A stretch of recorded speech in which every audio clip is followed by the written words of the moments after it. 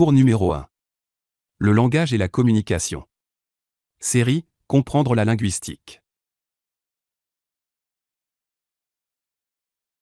Bienvenue dans cette vidéo, dans laquelle nous allons traiter le premier cours intitulé « Le langage et la communication » de la série « Comprendre la linguistique ». Nous allons essayer de définir le langage ainsi que ses caractéristiques, mais également la communication dans tous ses aspects.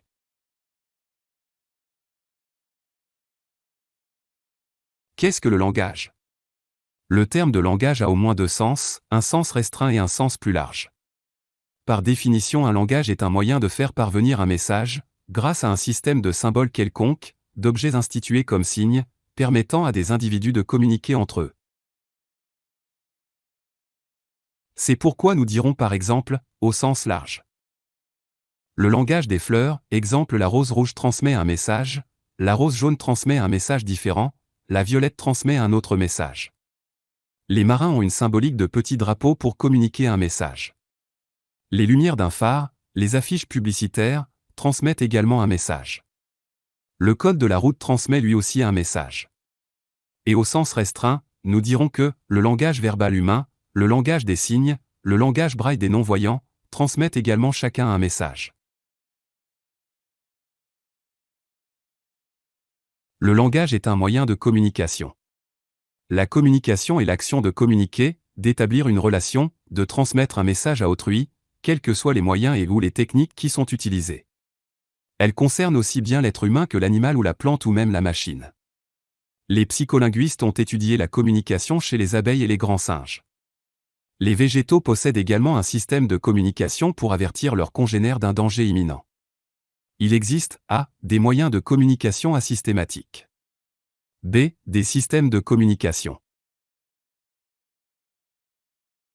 Les moyens de communication asystématiques, par exemple les affiches publicitaires. Ces moyens de communication ne sont pas analysables. Ils transmettent un message global ou une signification que les récepteurs interprètent comme ils peuvent. Les systèmes de communication, par exemple le langage verbal humain. Ils sont composés d'un certain nombre d'éléments appelés symboles ou signes. Chaque signe a une signification, et la combinaison de ces signes produit un message doté lui aussi de signification.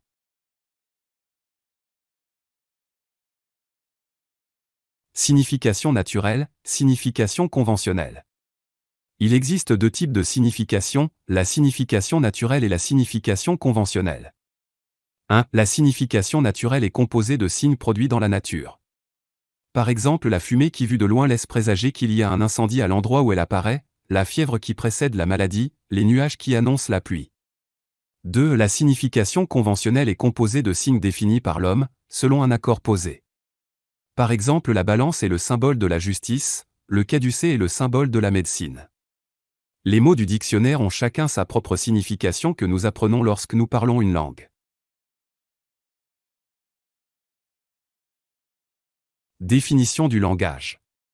Pour pouvoir donner une définition au langage, il faut d'abord se poser les questions pertinentes suivantes. Qu'est-ce que le langage d'une manière générale ? Qu'est-ce que le langage par rapport à une personne, par rapport à un individu ? Qu'est-ce que le langage par rapport à l'espèce humaine ? Qu'est-ce que le langage par rapport à une société, par rapport à un pays, par rapport à une nation ? Là, nous avons fait le tour de la question, et nous pouvons commencer à chercher les éléments de réponse, afin d'essayer de donner une, ou deux définitions au langage. 1. Par rapport aux personnes prises une à une, le langage est avant tout un code qui sert à communiquer et à transmettre des informations. Il ne se confond pas avec la langue, mais il l'englobe car la langue n'est pas le seul moyen de communiquer. 2. Par rapport à un pays, une nation, c'est la langue qui sert de moyen de communication dans ce pays, et par laquelle ce pays est identifié. Exemple, le français est la langue de la France, le roumain est la langue de la Roumanie.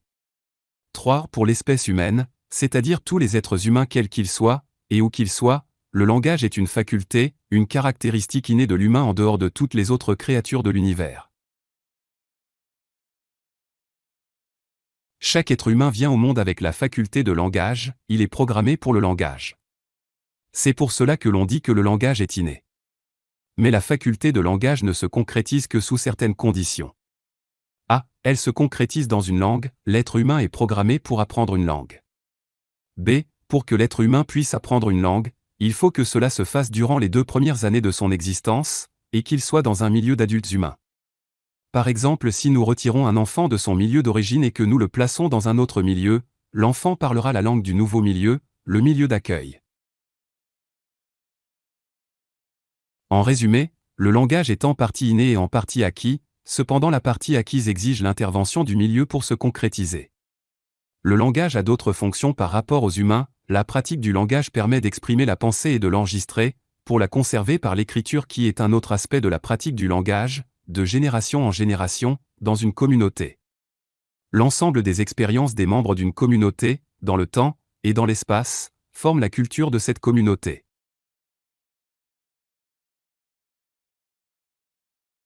Réflexion sur l'origine du langage. L'origine du langage a toujours suscité l'intérêt des penseurs. De nombreux mythes tendent à donner aux langues une origine surnaturelle. Le mythe de la tour de Babel explique la multiplicité des langues, par le fait selon lequel la langue unique des origines aurait été divisée en une multitude de langues, pour apporter la discorde entre les humains et les empêcher de se concerter, en vue d'une désobéissance au Créateur.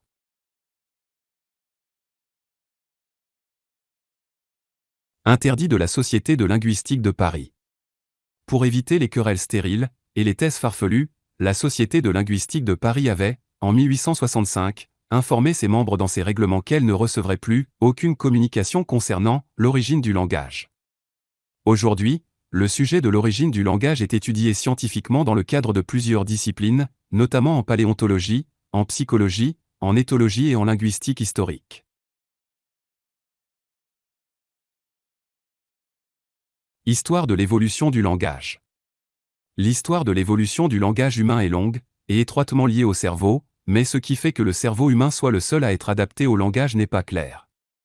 Les régions cérébrales impliquées dans le langage chez les humains ont leurs analogues chez les singes et les grands singes, pourtant ces derniers n'utilisent pas le langage. Selon John Maynard Smith et Ur Satmari, dans leur livre « Origine de la vie, origine du langage », le langage apparaît comme la plus récente des 8 transitions majeures dans l'évolution de la vie, permettant l'émergence des sociétés humaines. Plus généralement, l'évolution de la communication permet l'émergence des différents niveaux de sociabilité. Approche scientifique de l'étude du langage. Le langage est très largement considéré comme strictement humain. C'est pourquoi l'approche comparative est privilégiée. Elle repose sur la recherche des points communs et des différences entre les systèmes de communication non humains et le langage. L'absence de caractéristiques particulières chez les langages non humains est souvent retenue comme critère de singularité du langage humain. Or, cette absence résulte peut-être d'une incapacité à détecter cette caractéristique chez le sujet d'étude. De plus, il n'est pas exclu que le fait d'étudier le langage en utilisant le langage introduise un biais dans cette étude. Aspects anthropologiques de l'étude du langage. Selon les études anthropologiques, le langage humain serait apparu il y a entre 350 000 et 150 000 ans, chez Homo sapiens. Cette datation est estimée par la vitesse d'accumulation des phonèmes. L'étude des os, de la musculature crânio-faciale et des phénomènes culturels, par exemple les sépultures, peut aussi donner des informations sur le moment de son apparition. Aspect linguistique et philosophique. Le langage serait le propre de l'homme, et de lui seul. Le langage s'appuie sur un vocabulaire dont les éléments en nombre fini peuvent se combiner d'une infinité de manières. De plus, ce vocabulaire n'est pas figé, tandis que certains des mots apparaissent, d'autres disparaissent ou voient leur sens changer. Ces 2 caractéristiques du langage feraient de lui une faculté uniquement humaine. Dans son ouvrage « Problèmes de linguistique générale », Benveniste parle de la danse des abeilles, qui représente le langage qui est utilisé dans la communication des abeilles. En recherchant la différence entre cette forme de communication animale et le langage, il en déduit que la communication animale est codifiée, et répond au schéma, stimulus, réponse, immuable et sans variation connue, alors que le langage humain est créatif, et produit une infinité de messages pour la même situation. Enfin, le langage est indispensable au développement des caractéristiques essentielles de l'humanité, en particulier la pensée et la conscience réfléchie. On peut en effet penser aux enfants sauvages, qui sont privés d'un développement intellectuel normal. Théorie sur l'apparition du langage.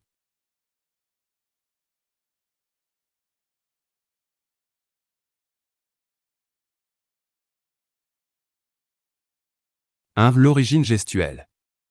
La parole et la vocalisation auraient évolué à partir de la fonction gestuelle chez l'être humain.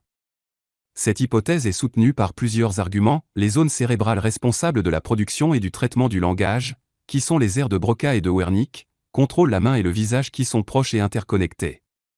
Des neurones miroirs seraient impliqués dans la connexion de ces zones. Il y aurait un lien entre la latéralisation du langage et la préférence manuelle. Cependant, cette hypothèse serait encore en cours de vérification. Dans les langues des signes, ce sont les mêmes aires qui sont mises en jeu. Lorsque l'on parle, on utilise aussi ses mains pour s'exprimer, par exemple lors d'un discours. Lorsqu'ils s'expriment, les enfants humains utilisent leurs doigts pour montrer un objet. Les chimpanzés qui produisent des sons visant à attirer le rassemblement montrent une activité dans des régions cérébrales très similaires à la région de Broca chez l'être humain. Même les mouvements des mains et de la bouche sans émission de son produisent des schémas d'activité cérébrale très similaires dans l'aire de Broca, chez les singes et les humains. Quand les singes voient d'autres singes en mouvement, les neurones de l'aire de Broca homologue s'activent. Des groupes de neurones miroirs sont spécialisés pour ne répondre qu'à un seul type d'action observée, et l'on pense actuellement que cela pourrait être une origine de l'évolution des neurones, qui sont destinés au traitement et à la production de la parole. Le langage le plus ancien était strictement oral, la lecture et l'écriture ne sont arrivées que bien plus tardivement. 2. La grammaire universelle. L'hypothèse du bioprogramme linguistique suggère que les humains ont une structure cognitive grammaticale innée, leur permettant de développer et de comprendre le langage. Selon cette théorie, ce système est ancré dans la génétique humaine, et était la grammaire de base de tous les langages. Certaines preuves suggèrent qu'au moins une partie de nos capacités linguistiques serait contrôlée génétiquement. Des mutations du gène de la protéine Forked, P2, qui serait le gène du langage, empêchent certains individus de transformer des mots et des sons en phrases. Cependant, leur rôle n'est pas entièrement établi.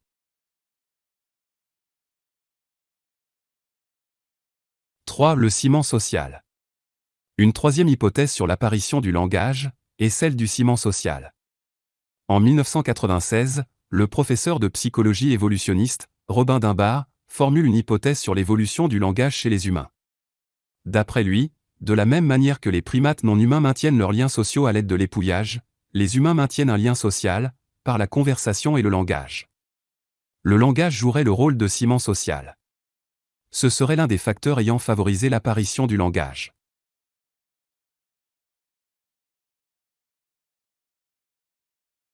4. Les proto-langues.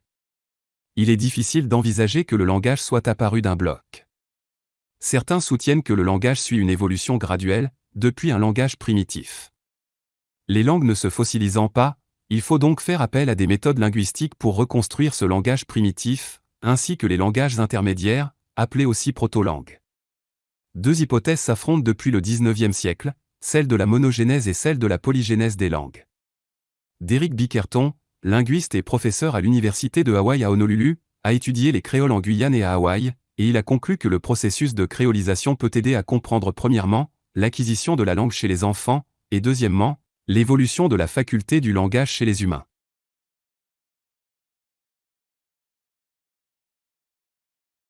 Adaptation neurobiologique favorable au langage. Les aires de Broca et de Wernicke. Ce sont les régions du cerveau où le langage est situé.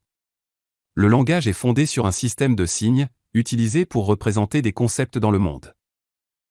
Ce système semble être stocké dans ces deux zones du cerveau, les aires de Broca et de Wernicke.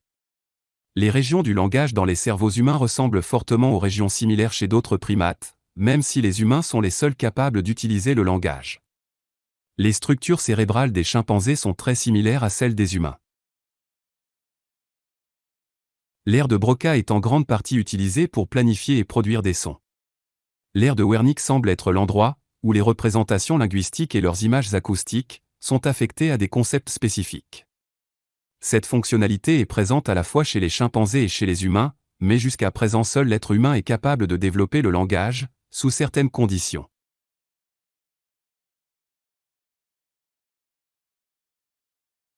Conditions d'apparition du langage chez l'être humain. Première condition, le bain linguistique. Le bain linguistique est la condition sine qua non pour que les connexions s'établissent dans le cerveau, dans les premières années de la vie. Mais, c'est aussi toute la richesse de ce que l'enfant entendra autour de lui ensuite, qui définira le niveau de langage de l'enfant. Il existe à ce niveau de grandes inégalités. Dans certains milieux on parle peu à l'enfant. Deuxième condition, entraînement de l'appareil phonatoire. L'enfant doit entraîner son appareil phonatoire, c'est-à-dire les organes avec lesquels il va produire des sons d'abord, et parler ensuite. Cris, pleurs, sons végétatifs, le premier cri est émis dès la naissance, sont une manière pour l'enfant d'entraîner son appareil phonatoire. À partir de 2 mois, il y a apparition de sons vocaliques, vocalise avec les phonèmes universels, que les enfants soient sourds ou entendants. Utilisation du larynx vers 4 à 5 mois et utilisation de la respiration. Utilisation des modulations de la voix, chuchotement, hurlement, gazouillis, grognement, etc. La production sonore de cette période comporte tous les sons existants, même ceux qui ne font pas partie de la langue maternelle. Les enfants sourds produisent également des sons à cet âge-là, mais cette production s'arrêtera aux environs de 6 mois d'âge, faute d'entendre parler une langue. Vers 6 mois, le bébé produit un babillage, ou babile, fait d'un ensemble, d'une suite de sons, sans lien avec des signifiés, ou objets, mais qui comprennent déjà des consonnes et des voyelles. Ce babil se rapproche de la langue maternelle. De plus, le rythme et la mélodie deviennent caractéristiques de ceux de la langue maternelle, vers 8 mois. Quand l'enfant est seul, ses productions sont variées sur le plan mélodique, mais quand il y a interaction avec un adulte, la durée des syllabes se rapproche de celle de l'adulte. Entre 8 mois, pour les plus précoces, et 20 mois, pour les moins avancés, il y a émergence de la référence. La référence est le fait d'employer un mot pour désigner une chose, puis les premiers mots apparaissent. Après 20 mois, l'enfant est capable de s'exprimer, car il a acquis les mécanismes de base de sa langue maternelle. La période entre 4 et 6 ans consiste en un enrichissement du vocabulaire de l'enfant. À cette époque, le langage est installé.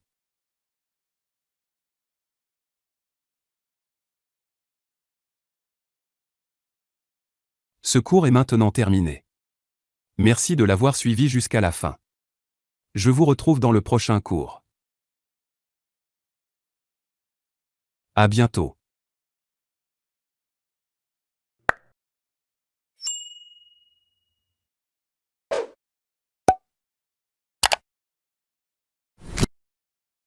Prochain cours. Historique de la linguistique, de l'Antiquité jusqu'à Saussure.